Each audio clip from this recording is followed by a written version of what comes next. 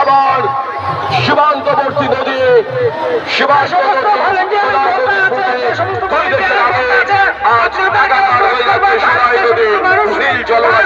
চাপ রাখছে, আপনারা ইমিডিয়েটলি সরিয়ে দিন, সরাই দিন।